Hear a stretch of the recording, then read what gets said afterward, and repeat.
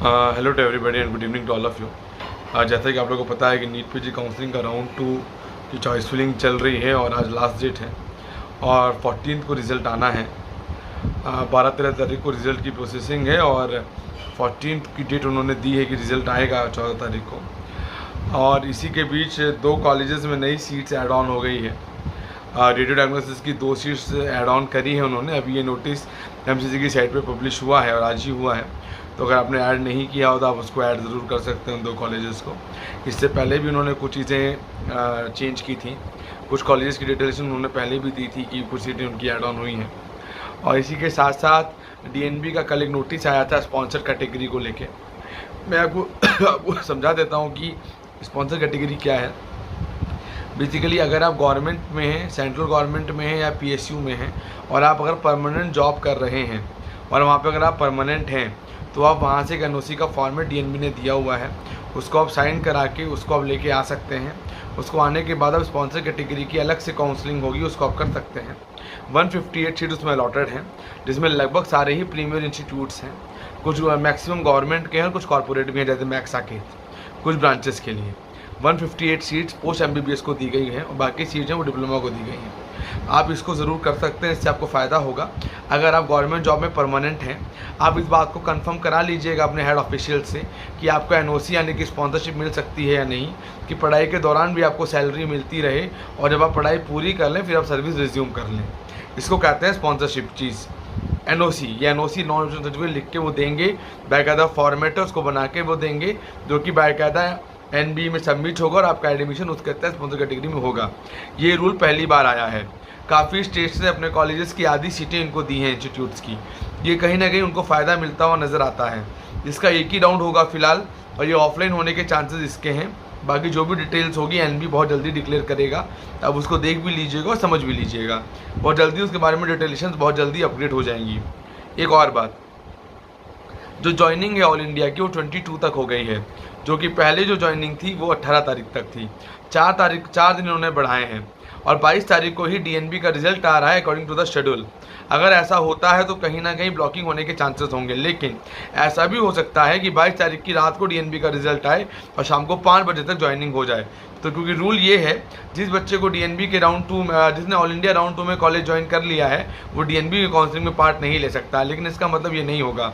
अब इस शेड्यूल के चेंज होने से क्या होगा, जो जिन बच्चों को ऑल इंडिया राउंड 2 मिलेगा भी वो भी पार्ट लेंगे, क्योंकि सेम डे रिजल्ट आना है और सेम डे ज्वाइनिंग है डीएनबी की। 12 तारीख को रिजल्ट आ गया, उन्होंने लगा नहीं मुझे और कुछ अच्छा चांसेस लेना है, तो वो अपने आप को होल्ड कर सकते हैं, होल्ड करके वो ट्राई कर सकते हैं दोनों ही जगह। अगर वो ज्वाइन कर लेते हैं, रूल ये था कि अगर आप ज्वाइन कर लेंगे कॉलेज को, आप ज्वाइनिंग दे देंगे, उसके बाद आप डीएनबी में अलॉट नहीं हो पाएंगे, चाहे वो राउंड 2 हो चाहे वो ऑल इंडिया राउंड 2 हो। लेकिन यहाँ पर ऐसा होता हुआ दिखाई नहीं दे रहा है। यहाँ पर सिंपल ऑप्शन है, कहीं ना कहीं एक ऑप्शन ज़रूर मिल रहा है बच्चे को कि वो ट्राई कर सकता है। और डीएनबी के सीट मैट्रिक्स देख के कहीं ना कहीं डीएनबी की सीट मैट्रिक्स तब आएगी जब ऑल इंडिया राउंड 2 का रिजल्ट ऑलरेडी आ चुका होगा। यानी कि 14 तारीख की इवनिंग तक हो सकता है सीट मैट्रिक आ जाए, 13 की रात तक आ जाए, लेकिन फिर भी चॉइस फिलिंग का टाइम होगा तो हमने रिजल्ट को देख के एनालाइज कर सकता है कि उसे यहाँ क्या मिला है और वहाँ क्या मिलेगा। क्योंकि दोबारा से जो फ्रेश रजिस्ट्रेशन है वो डीएनबी के अंदर अलाउड नहीं होता है। इसका मतलब बहुत क्लियर है कि उनको एक मौका मिलेगा कि दोनों चीज़ों को बैठ के कैलकुलेट कर पाएंगे कि लेना है या नहीं लेना है। नुकसान क्या होगा, कुछ 25 लाख का नुकसान होगा गवर्नमेंट में और 2 लाख का नुकसान होगा, जो कि काफ़ी बड़ा अमाउंट है। लेकिन 2 लाख का नुकसान और 1.25 लाख की फीस, ये कहीं ना कहीं चीज़ें पैरेलल हो जाती हैं और कहीं ना कहीं चीज़ें फ़ायदा ही दे के जाती हैं। तो ऐसा एनालाइज किया जाएगा और बच्चे को कहीं ना कहीं करेंगे। लेकिन मैं रिक्वेस्ट करूंगा जिन्हें एमएसएमडी मिल गई है और ठीक जगह मिल गई है, और डीएनबी के लिए अप्रोच ना करें। जैसे आप लोग कोशिश हर जगह कर रहे हैं। रीज़न क्या है, यहाँ जो सीटें ले ली जाएंगी और ज्वाइनिंग नहीं होगी और रेजिग्नेशन होगा, वो सीटें फिर डीएनबी के राउंड 3 में जाएंगी। तो डीएनबी राउंड 3 के चांसेस ज़्यादा बढ़ जाते हैं अगर इस कंडीशन के हिसाब से हम चलते हैं तो, क्योंकि मैक्सिमम कैंडिडेट्स वो देखना चाहेंगे कि उन्हें डीएनबी के रिजल्ट में क्या मिला। डेट सेम है, अगर 23 को भी रिजल्ट आता है, डीएनबी का चेंज हो जाती है डेट, तो कैलकुलेशन बदल जाएगी और जो हालात पुराने थे वैसे ही हो जाएंगे। लेकिन अब भी है तो रिजल्ट कितने बजे आता है और ज्वाइनिंग का टाइम 5 बजे तक ही रहता है। अगर एमसीसी इसको फर्दर एक्सटेंड नहीं करती है तो बच्चे मेल भी कर रहे हैं और कोशिश कर रहे हैं। 2 ग्रुप्स हैं, एक एनबी को मेल कर रहा है कि आप रिजल्ट की डेट बढ़ा दीजिए, और एक डीएनबी और एक जो ऑल इंडिया और डीम्ड वाले बच्चे हैं वो मेल कर रहे हैं कि आप जो रिजल्ट है मतलब जो डीएनबी का जो रिजल्ट आना है वो आप टाइम के अकॉर्डिंग आ जाए, या आप टाइम एक्सटेंड कर दें ज्वाइनिंग का एमसीसी को। तो दोनों ही तरफ से देखा जाए तो बच्चे कोशिश बराबर कर रहे हैं, लेकिन इसका नतीजा क्या होगा? इसका नतीजा स्टेट राउंड 2 को भुगतना पड़ेगा। स्टेट राउंड 2 में कहीं ना कहीं कुछ स्टेट में पॉजिटिव, कुछ में नेगेटिव शिफ्ट देखने को मिलेगा। कारण क्या है? जिनको डीएनबी मिल जाएगी और वो ज्वाइन कर भी लेंगे, उसके बावजूद वो ट्राई करेंगे स्टेट राउंड 2 में। लेकिन डीएनबी के अंदर एक कैलकुलेशन है कि आपको 3 जून तक ऑफिशियल फिजिकल ज्वाइनिंग आपको देनी है। यानी आपके डॉक्यूमेंट अगर एक बार वहाँ पर जमा हो गए, फिर आपको वहाँ से लेने के लिए एनओसी लेना होगा, और 1.5 लाख रुपए जो हैं फीस के 1.25 लाख रुपए वो आपको छोड़ने होंगे, और आप फर्दर डीएनबी काउंसलिंग से बाहर हो जाएंगे। लेकिन इसी के बीच क्या होगा? कुछ स्टेट्स राउंड 2 के भी रिजल्ट आते हुए नजर आएंगे। कुछ स्टेट राउंड 2 के रिजल्ट 30 और 31 तारीख को, मतलब 30 और 1 तारीख को आ जाएंगे लास्ट में। तो बच्चे उसको भी देख के एनालाइज कर सकते हैं। तो इसका क्या है कि आपको डिसाइड कर लेना है, मन बना लेना है कि डीएनबी या एमएसएमडी या स्टेट। ज़्यादा कंफ्यूज होंगे तो नुकसान आप ही का है। कंफ्यूजन का बिल्कुल भी गैप ना रखें, वो कहीं ना कहीं आपको ही फायदा देगा। कंफ्यूजन किसी भी एंगल में रखना नुकसानदायक होगा। और राउंड 3 में अगर कंफ्यूजन रहा बरकरार और चीज़ें बराबर चलती रहीं, तो राउंड 3 में ऑल इंडिया के डीएनबी के राउंड 3 में कुछ एंगल में फ़ायदा हो जाएगा। लेकिन जो चांसेस राउंड 2 में डीएनबी के थे सीट्स आने की वजह से, वो कहीं ना कहीं थोड़े घटते हुए भी नजर आएंगे, क्योंकि ब्लॉकिंग जो है, यानी एक बच्चा 2-2, 3-3 सीट देके चलता रहेगा। मुझे लास्ट वीडियो के कमेंट में कमेंट आया था, उन्होंने कहा था कि सर इस टॉपिक को डिस्कशन करने का फायदा क्या है कि कौन क्या लेगा। अगर किसी को डीएनबी मिल भी गया है तो एमएसएमडी की ट्राई करेगा। इसका मतलब है कि आप कोशिश कर रहे हैं कि सीट्स ब्लॉक हों, जो कि एकदम गलत है। ये जरूर है कि गवर्नमेंट का ये रूल है कि ज्वाइनिंग के बाद ही आप आगे बढ़ सकते हैं, लेकिन कहीं ना कहीं ये गलत भी है, क्योंकि रीज़न है कि उससे जो डिजर्विंग कैंडिडेट हैं, जो लोअर रैंक के कैंडिडेट, उनको नुकसान होता है। क्योंकि रीज़न है आपको ऑलरेडी सीट स्टेट से भी मिल गई है, ऑल इंडिया से भी मिल गई है, और आप डीएनबी में भी चूज़ कर रहे हैं। तो तीनों जगह आप चूज़ कर रहे हैं। उसके बाद क्या होगा? आप तीनों को होल्ड करेंगे और बाद में जाकर छोड़ेंगे। जो सीट्स खाली होकर काउंसलिंग में आएंगी तो, लेकिन जिसको मिलनी चाहिए थी उसको नहीं मिलेंगी, उसके नीचे वाले को मिल जाएंगी या उससे ऊपर वाले को मिल जाएंगी। क्योंकि जो सीटें राउंड 3 तक होल्ड करने वाले बहुत कम बच्चे होते हैं। जैसे किसी का बजट है कि वो प्राइवेट में ले लेगा, वो जानता है कि डीएनबी राउंड 3 के बाद उसे दूसरे प्राइवेट में कोई सीट मिलेगी नहीं एमएसएमडी के अंदर, तो वो कहाँ जाएगा? राउंड 2 एक मौका था उसके पास, लेकिन वो उसको कर नहीं पाया क्योंकि सीट्स ब्लॉक हो गई। इसका मतलब प्रॉपर सिनेरियो, प्रॉपर कैलकुलेशन यही है। जो भी करना है सोच समझ के डिसीजन लेके करना है। लगभग सीट्स इंक्रीज होने की बातें चल रही हैं डीएनबी के अंदर। कितनी इंक्रीज होंगी आएंगी ये कहना पाना बहुत टफ है, लेकिन इंक्रीज होकर सीट्स आएंगी तो कहीं ना कहीं कैलकुलेशन दोबारा से चेंज होती हुई नजर आएगी। और ऐसा भी लग रहा है कि दोबारा से आप चॉइस फिलिंग कर पाएंगे। जो नई सीट्स ऐड हुई हैं उनको आप एडजस्ट भी कर पाएंगे आगे पीछे। तो और बहुत सारे रूल्स हो सकता है जो हैंडबुक में लिखे थे वो फॉलो ना हो, क्योंकि अगर आप कॉल सेंटर में बात करेंगे तो 10 तरह की अपनी चीज़ें बताते हैं और 10 तरह के डिसीजंस वो कहीं ना कहीं देते हैं। तो आप समझा देते हैं कि क्या इम्पैक्ट देखने को मिलेगा। जैसा कि मैं डे 1 से कहता आ रहा हूँ, राउंड 2 में पॉजिटिव इफेक्ट देखने को मिलेगा ऑल इंडिया और डीम्ड में, और लगभग एवरेज मिलने की उम्मीद है। इंस्टीट्यूशन वाइज भी कहीं ना कहीं ठीक मिलेगा। कुछ इंस्टीट्यूट जहाँ थे वो वहीं रह जाएंगे और कुछ को फर्क मिलने के चांसेस ज़रूर हैं। कारण है, जैसे मैंने आपको उस दिन कैलकुलेशन करके समझाया भी था डीएनबी की सीट्स का, कि डीएनबी की सीट्स किसने कहाँ ली, कैसे ली, क्या रैंक तक कैसे रहा। वो बच्चे हैं जो कि मेन गेम चेंजर होंगे कुछ ब्रांचेस के लिए, जैसे कि medicine, paediatrics, orthopaedics, radio diagnosis, dermatology. वो कुछ बच्चे होंगे जो कैलकुलेशन को बदलेंगे यहाँ पे, क्योंकि वो ऑलरेडी उन्होंने सीट्स छोड़ी है। तो इसका मतलब है कि उन्होंने सीट्स 2 रीज़न से छोड़ी है। या वो डीएनबी का वेट कर रहे हैं, पहला रीज़न, क्या वो ऑल इंडिया राउंड 2 में बेटर कर रहे हैं या स्टेट में बेटर कर रहे हैं, और ये चीज़ें बाद में होंगी। थोड़ा सा मेरे हिसाब से कहीं ना कहीं मिस मैनेजमेंट है ये गवर्नमेंट का।